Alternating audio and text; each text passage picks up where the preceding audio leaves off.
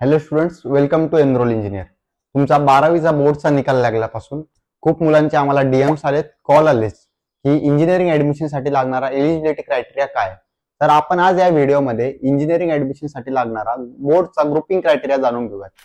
जर तुम्ही 12वीची परीक्षा दिलेली आहात तर तुम्हाला फिजिक्स आणि मॅथमॅटिक्स या दोन विषयांना कंपल्सरी ठेवून थर्ड सब्जेक्ट तुमचा chemistry, biology, CS, IT, electronics अशा विषयांना ठेवून तुमची जी टोटल असते त्याला ऍग्रीगेट टोटल अशी म्हणतात. जर तुम्ही ओपन कॅटेगरी मधून असाल तर तुमची ही ऍग्रीगेट टोटल 135 आउट ऑफ 300 आली पाहिजे.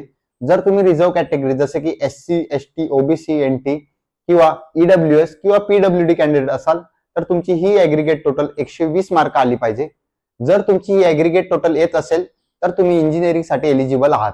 जर तुमची टोटल येत नसेल तर तुम्ही लवकरात लवकर तुमच्या कॉलेजला संपर्क साधून इम्प्रुव्हमेंट एक्झामचा फॉर्म भरायचा असतो. जर तुम्हाला इंजिनिअरिंग ऍडमिशन काउन्सिलिंग बद्दल आणखी महत्त्वाची इन्फॉर्मेशन पाहिजे असेल तर आमची इंजिनिअरिंग ऍडमिशन काउन्सिलिंगची बॅच ऑलरेडी चालू झालेली आहे.